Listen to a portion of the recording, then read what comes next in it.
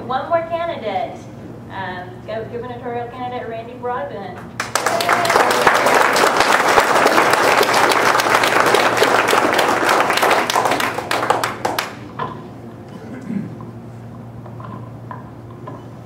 I get through, you guys get to go home. Hey, there are two very important things that I think you should know about me. First of all, I fell in love with my high school sweetheart, and 37 years later, I'm still in love and I'm still married. I'd like to introduce my wife, Donna, to you. The second thing that you need to know about me is why I'm running for governor.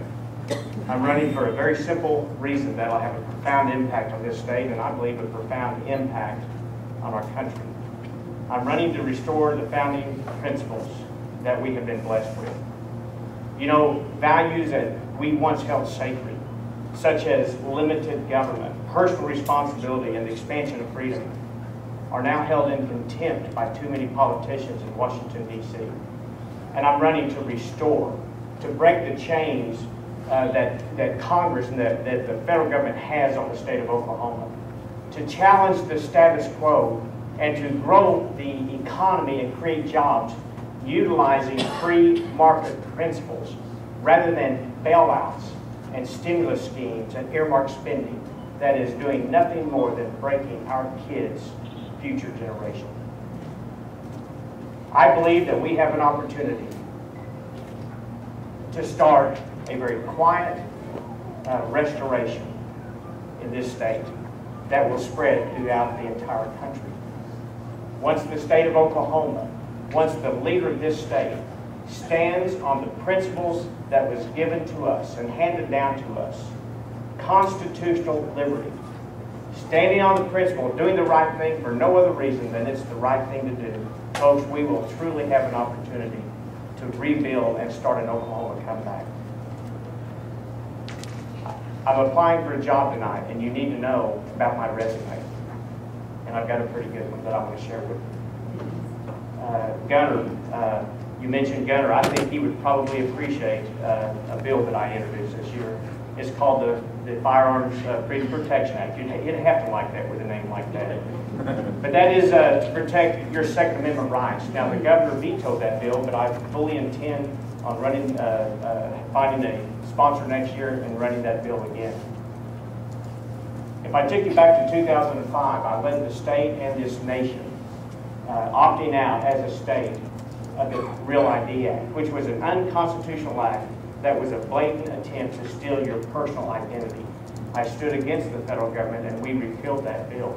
Since that time, 37 other states have copied my legislation and they too have opted out. If you're concerned about your private property, you'd be happy to know that I was a Senate author that stopped dead in its tracks the NAFTA Superhighway 4 years ago from coming through That would have taken 37,000 acres of private property right here in Oklahoma. The largest confiscation of private property this nation would have ever seen. 500,000 acres are at risk in the state of Texas alone. I was a Senate author this year. You have an opportunity to vote on this bill. The opt-out of Obamacare. A lot has been said about that. But I'm the author that led the entire state with that legislation that you get to decide. And I suggest you vote yes on that bill to prevent Obamacare from taking control, seizing control of your personal health care. Folks, this governor's election is truly about leadership. There are many more pieces of legislation, reform legislation, that I have passed over the last 8 years while I've served you in the state Senate.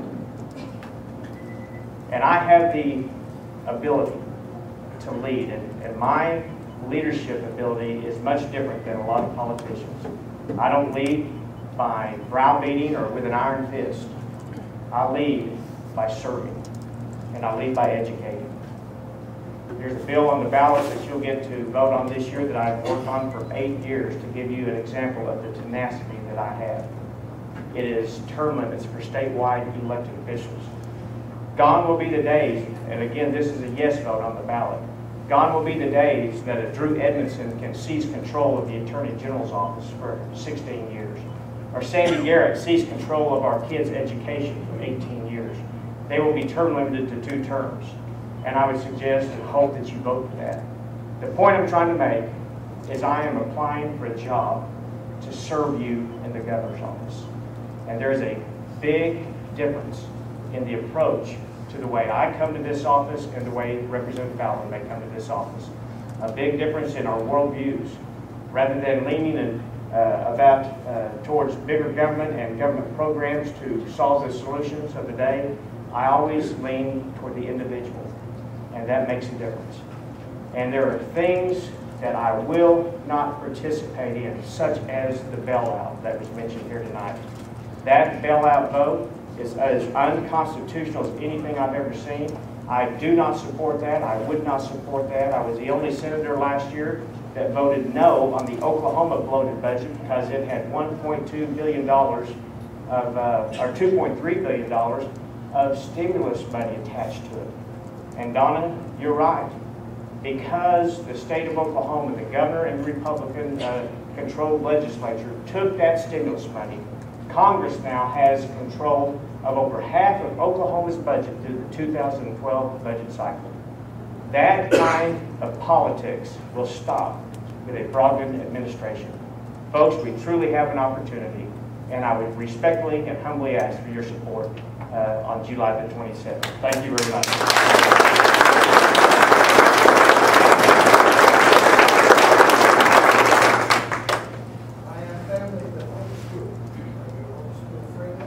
Very homeschool friendly. As a matter of fact, I did 4 homeschool commencement speeches around the state. My furthest one was in Guyman, Oklahoma this year. So yes, and I tell you, we're lucky. If you're familiar with homeschool, you know already that Oklahoma is the most friendliest homeschool state. It's actually protected in our Oklahoma Constitution, and yes, I'm very fond of that. Yes, sir. About our water rights, are you in favor of selling any water to neighboring states or anything like that? No, the water rights. He asked about the water rights, and there's a big move going on at the state capitol. Ever since I've been there, we've had water issues and water problems and water bills. We are in a lawsuit with Texas as of today, but for the last 5 years, and I think the study will be complete in January or February, a 5-year study plan, and to see exactly what to do with our water. But no, I'm not in favor of selling that. I'm not even really interested in having a conversation about it until this 5-year study plan comes out. Jim?